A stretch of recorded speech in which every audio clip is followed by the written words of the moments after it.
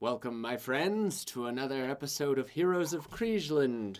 Today we have Stovar's first appearance, Stovar Eisenhardt. Stovar Eisenhardt. Yeah. That's good. Yeah. Um, What and color hair, eyes, skin?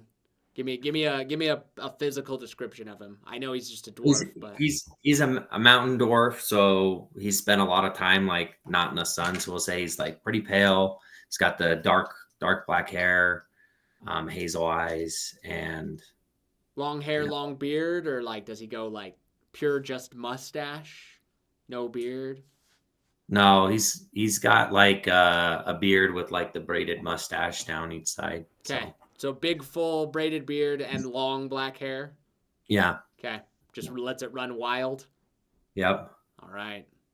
Um, got us a dwarven fighter. So a little bit of background on Stovar and his situation. This is the map of the Kingdom of Kriegeland, which Okay. is the adjacent human kingdom to where you come from, which is it's its own dwarven. It's not technically a kingdom. I mean, they call it a kingdom, but really, it's like it's just one big city with a few little Yeah. like outpost fortresses, kind of Yeah. in the interior of the mountain. One So you're huge metropolis in a mountain. yeah, exactly. And they have a few separate like forts and like outposts, but there's no really only one like living or dwelling area, and that Right. and that's the center, which is called Hearthhall. So, Okay. so you hail from Hearthhall, which is just a, I guess I shouldn't say prototypical dwarven city because, maybe people don't understand what that would reference. So, what I mean by that is you come from a city that is stonework and wood beams and brass and iron and steel all tunneled their way into the deepest caves and caverns of a very large mountain range that is known as the Ironspine Mountains. The Okay. Ironspine Mountains run across the western bank of Lake Azure and they kind of surround, as you can kind of see, they surround the capital of Kriegeland, which is Azure Gate. So you come from Hearthhall, which is located somewhere in the like mid the more northern section. Okay. It's kind of just right in the middle of there. So if you look like if you see the city of Magos, which is along the northern border of the Yeah. lake there. If you went like straight west from that, so straight up on the map, tucked away into those peaks, is going to be like somewhere down in the depths of that is going to be where Hearthhall is. Okay. So Hearthhall actually is so the Dwarves of Hearthhall have their own independent kingdom, and they trade with Kriegeland and everything is good, but there's always been a budding dispute of like, because Kriegeland claims the Ironspine Mountains, the ones that are all like crested around the lake. They claim that as part of Kriegeland. They just don't have the, they don't have the goal or the priority to oust the dwarves from Hearthhall unless they, swear fealty or whatever, which the dwarves won't do. So there's no wars or contentions necessarily, but like politically speaking, the king of Hearthhall does not consider himself part of the kingdom of Kriegeland, although you guys do plenty of trades. So yeah, you Stovar are currently assigned. You are currently assigned to your final duty of your soldier background.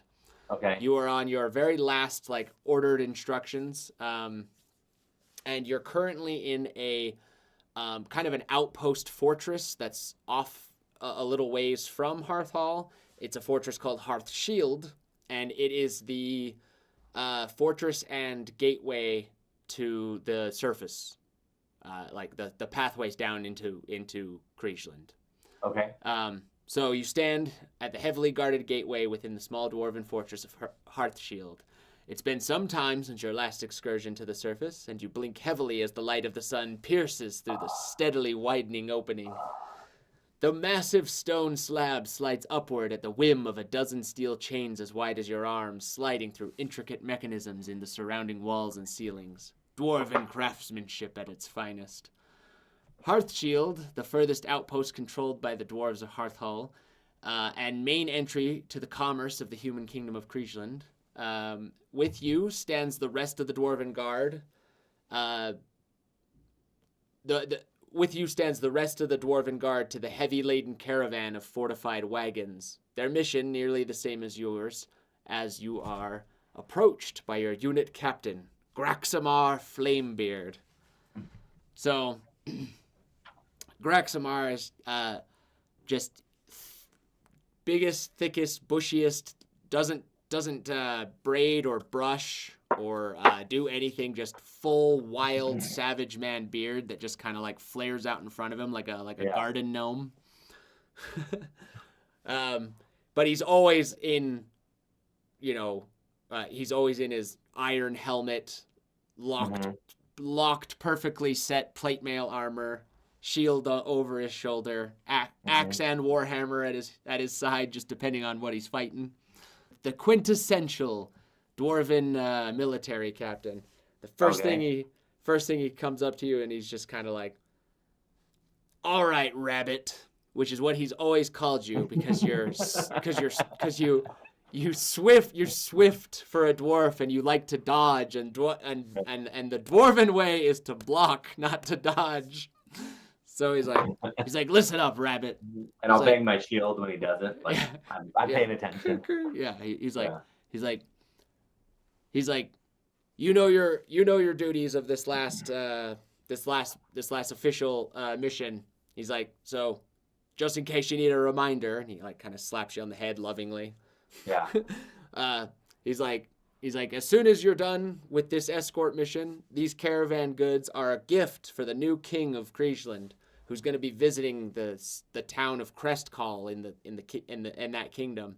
You're going to be heading there. You're going to be escorting the caravan, and you're also," and he's like, and I'm tracking you for this personal mission. This is personal to me. This has nothing to do with the duty of the guard." He's like, "The king of Crestcall, rumors have it that he's calling forth some sort of like a tournament of heroes. He wants to recruit young adventurers to become heroes, and I don't know, whatever humans are up to. Doesn't matter to me. The point is, one of my nieces has got caught up in this, the idea of being a hero. You've met her before. Her name is Jody, and she's just like a bookworm cleric. So you've had little interaction with her, and you've probably done like a training simulation with her, or like a training seminar or something with her, like when the fighters and the clerics get together to do like combat training and tactical trainings and stuff. But he's like, "I'm assigning you as her personal bodyguard. I want you, shadowing her the whole mission there. She's part of the caravan of nobles that's going to go and bring this gift to the king, but she has decided that she wants to join the contest of the heroes. Once you get to Crestcall, you're done with the escort mission. You're welcome to come back and re-enlist, and we'll get you for your next assignments, or you're free to do what you want from there. So all I care about is knowing that Jody makes it to her station safe, and then you're free to go, lad." And he's like, "And I hate to admit it," and he like kind of shakes your hand. He's like, "And I hate to admit it, but even though it ain't the dwarven way, I can't deny the results of your prowess. So go and show them what you got." "You can count on me, Flamebeard." All right.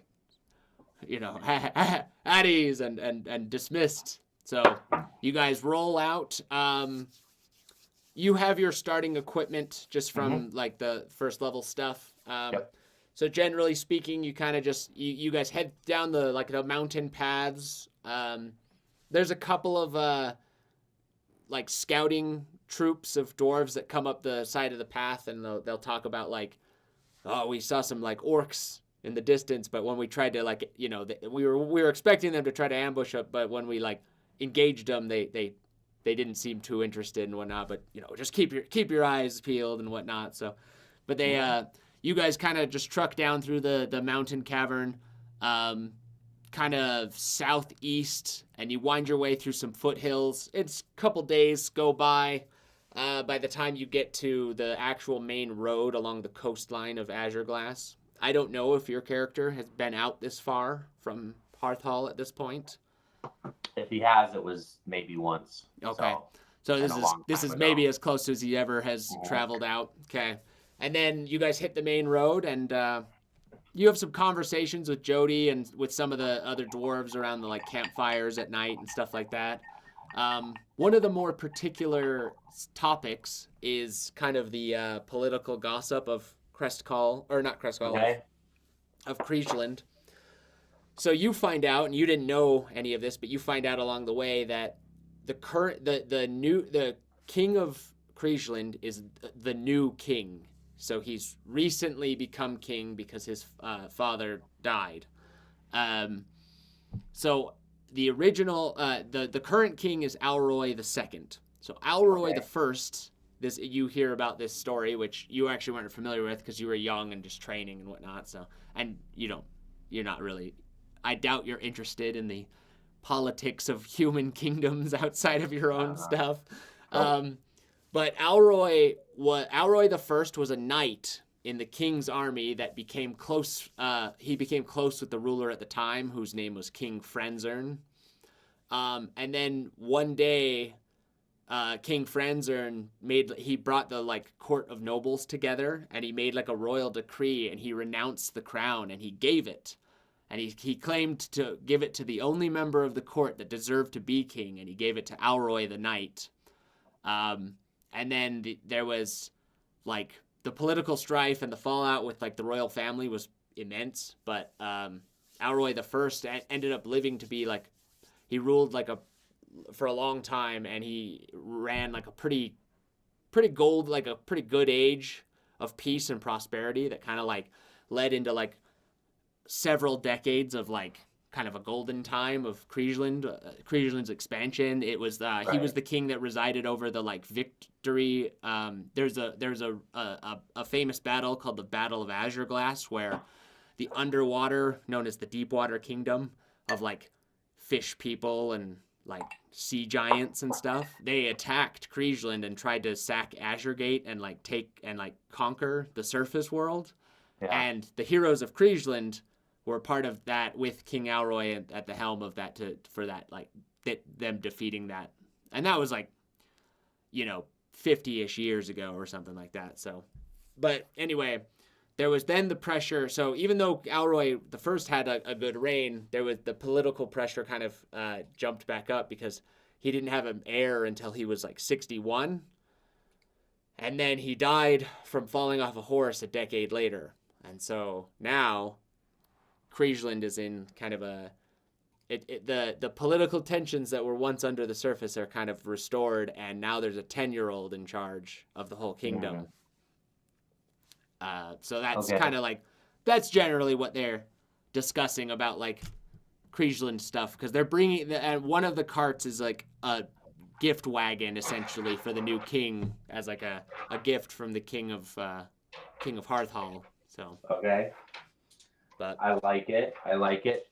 During one of the nights in travel, can I talk to Jody? I'm curious about this contest. Oh, yeah, okay. Or you want to ask her questions about that? Yeah. Okay, yeah. So as 90% of the time, you find her either in her like, because she's a Flamebeard, and the Flamebeards are a noble family of like famous warriors. So she has like a few servants and stuff that set up her like nice tent. She's usually in there just lanterns ablazing, reading a book.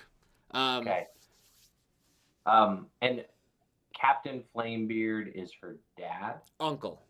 Okay, all right. I'll just go in. Okay, yeah. Well, The you servants won't talk to stop me. you talk to the servants, and they're like, "Oh Yeah. yeah, she's just in there." Yeah. And sure enough, Jody looks the same as always. She's wearing nice, like, whatever the dwarven noble woman's clothes are. Yeah. She's got like scrolls and prayer books and some like Yeah. incense going. And she has really long, orange red, flaming red hair, the same color as her uncle's beard. It's the family trait. It's where it comes from. You can tell a flame beard if they're a flame beard or not, automatically. Okay. And she pushes up her super thick glasses because they say she's read so much of her life that she's grown herself nearsighted. Okay. All right. And so something about Stovar. He's always got like a stogie in his mouth. It's not always lit, but it's there whether he's currently there. smoking it or not. Okay, sounds good. Jody, Captain Flamebeard told me something about this contest of champions. What the heck is it? She kind of like looks at you and like smirks a little, but kind of is like, like how impudent of you to just walk into my tent. But she's kind of like, she likes the curiosity of it all. So she's like, yeah. So she's like, word around the street, as it were, is that the King Alroy II is desperate to kind of like popularize himself. He's in a state. He's in like his first year as king, and so he's trying to like popularize himself and get a message out to the people. Because Alroy, his father, Alroy I, had like a very good rapport with the common folk and was like kind of like hated by the royals, but like did more for the common man. Okay. So Alroy II he started like a tour. His whole like king's caravan has been marching down from Azure Gate all the way down to Magos through Arkall, and he's been announcing and telling everyone to go and like spread the word that when he gets to Crestcall, he's going to announce a contest to determine the new Heroes of Kriegeland, and the person that will be training and hosting the contest is Balerio Darkmoon, who is in fact is the only surviving member of the original Heroes of Kriegeland that were part of the famous Battle of Azurglass 50-ish years ago. Okay. So I would know who he is. Yeah, you would know who he is. He's like, like big legend throughout the whole land, kind of thing. This could be the perfect opportunity for me to show my skills. Is your guy like I'm trying to like determine what like it's like almost Boston-y in a way or something. I'm trying to think like there's like a certain kind of city. Anyway, it's just funny. No, that's good. A little that and a little Krusty the Krab. Yeah, yeah, Mr. Krabs. That's good. Yeah, that's good. I like it. But yeah, so she kind of like nods and is like, I was thinking the same thing. She's like, I've been reading and theorizing and studying and preparing mentally my whole life. And she's like, but, if I don't actually take a step out the door and do something, how will I ever know, like, how good I am with the magic of Calthoun, who is Calthoun's the, like, earth god that made the dwarves, so. Yes. How will you know? Now, Jody, you're a bookworm. She scrunches at a face at that, like she doesn't like being called that. Like it or not, you don't have much experience, Jody. This is a dangerous competition, and then even after the competition, the heroes are gonna do dangerous things. She's like, "Are you prepared for that?" She's like, I don't really know. I wish I could tell you yes, but I think that I really just have to get out there and prove it to myself or to everyone that maybe there's no way to know if you're prepared until the test is over. Well, I mean, with your brain and my dexterous brawn, we could be quite the team.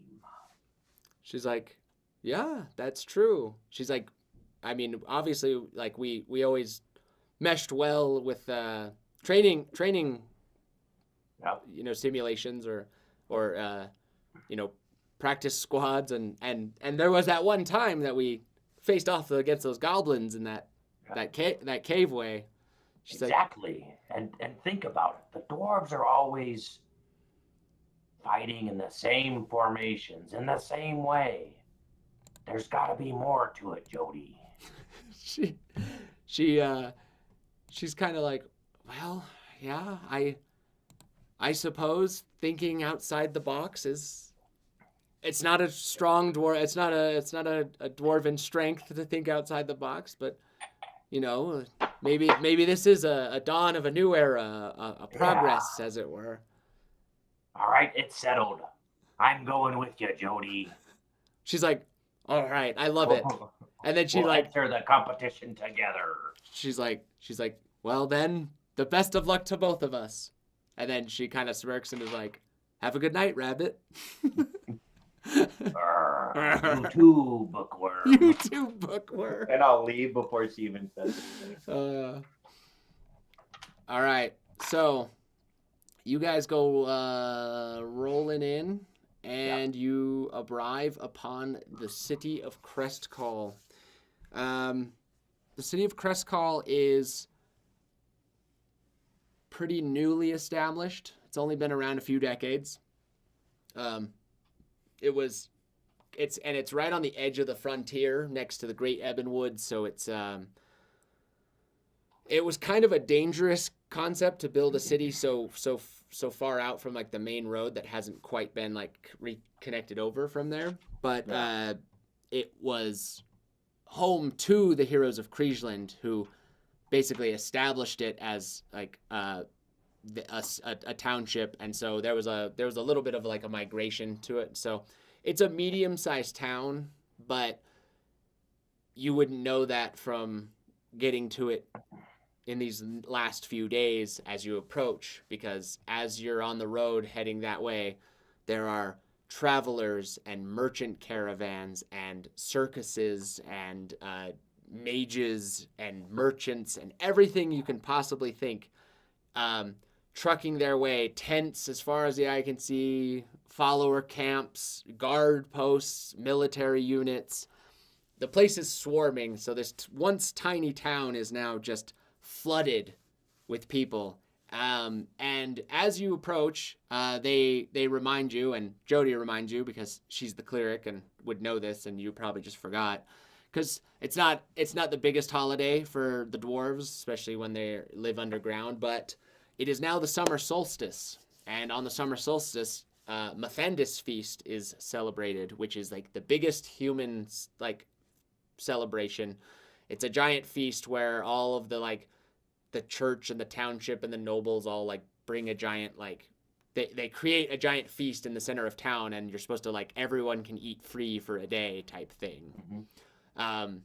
And then it's scriptures and prayers and all the normal like stuff to the sun god, the god of light.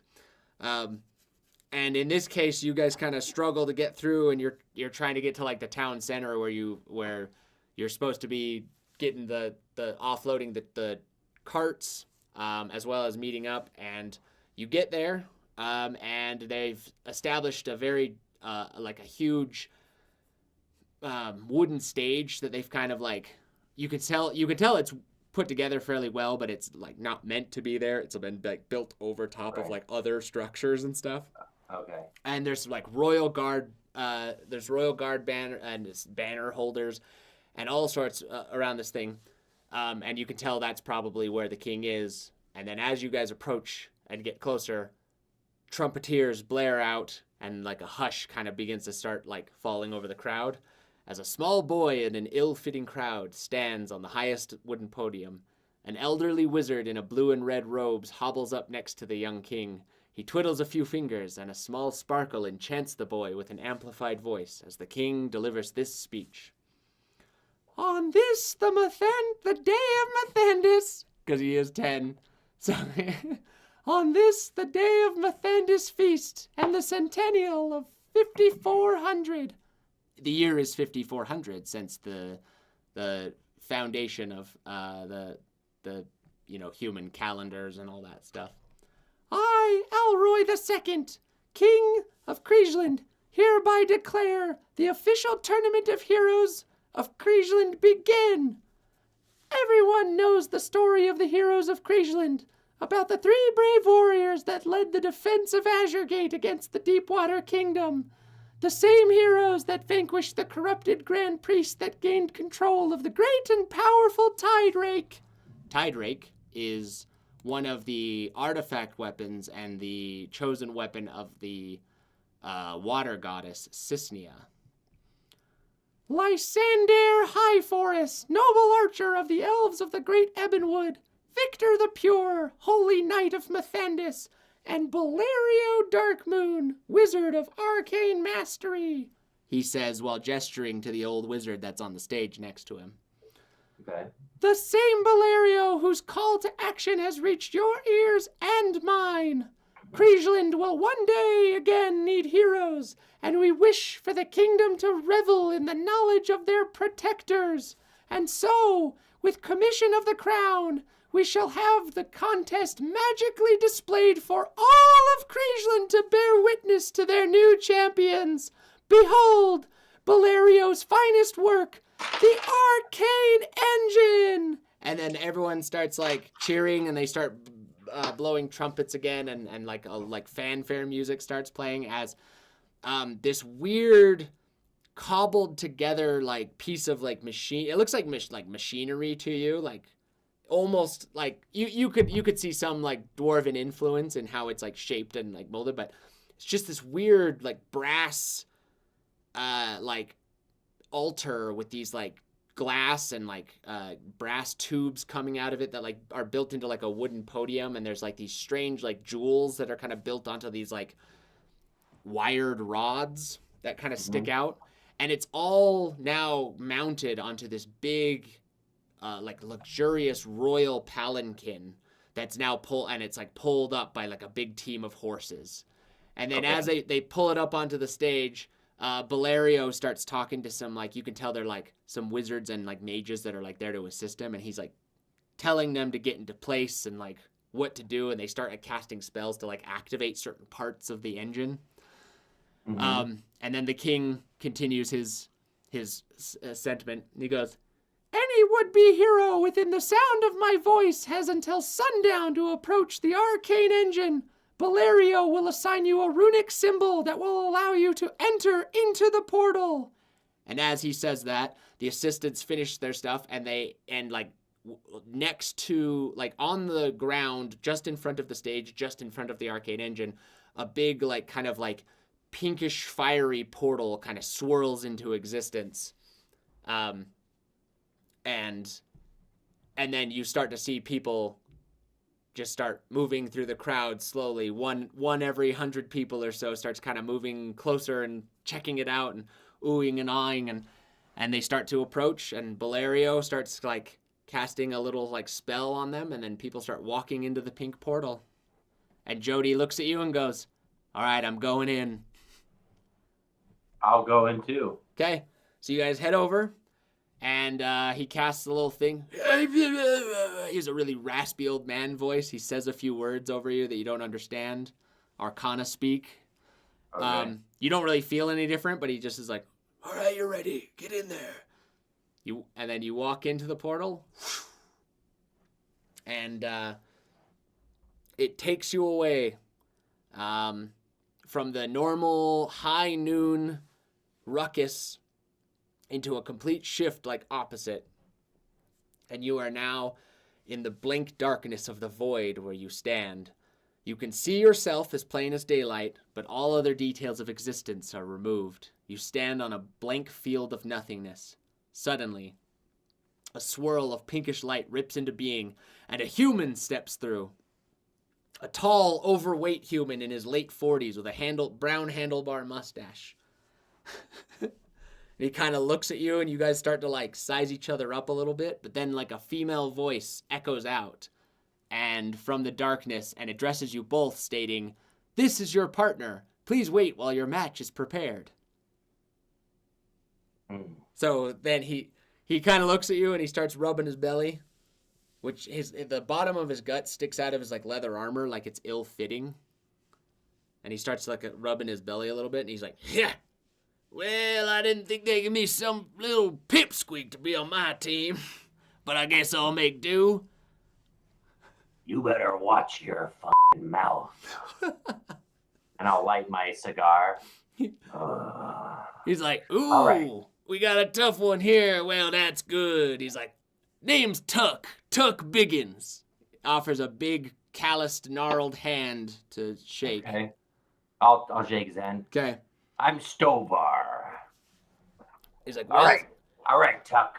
We gotta get through this. What can you do?" He's like, "Well, it's been a while," and he starts to like he can see he starts to like do like some warm-up stretches. He's like, "But I figured I could come and show these young whippersnappers a few things about what it is to be an adventurer." He's like, "I've been retired for a few years, so I might need a little warming up to get things back going, but I'm a man of the woods, as it were, a man of the very earth that you were born from. They call us druids sometimes. Okay. Got a little magic, and I can wallop people with my quarterstaff." Okay, Tuck. I'm a hardy soldier. I'm way more dexterous than you might think. So I'll take out my shield and my longsword or actually my spear. You stay behind me, and we'll take it as they come. "All right, I guess we'll see what happens, huh?" Mm-hmm. And then, characteristically for someone in chainmail and Are you in leather or are you in chainmail? I'm in chainmail right now. Oh, so your dex is limited as far as your AC. As far as the armor Yeah. goes, but I still have a good stealth. Oh, yeah, So yeah. we're gonna try to. So remind me again what the battlefield is. It'll get to it. They're gonna Okay. tell you when it comes up. Okay. All right. Let's try to take him by surprise there, Tuck. He's like, "Ooh, well, I suppose I could do a little sneaking, but maybe I could render myself services available to be a bit of a distraction or a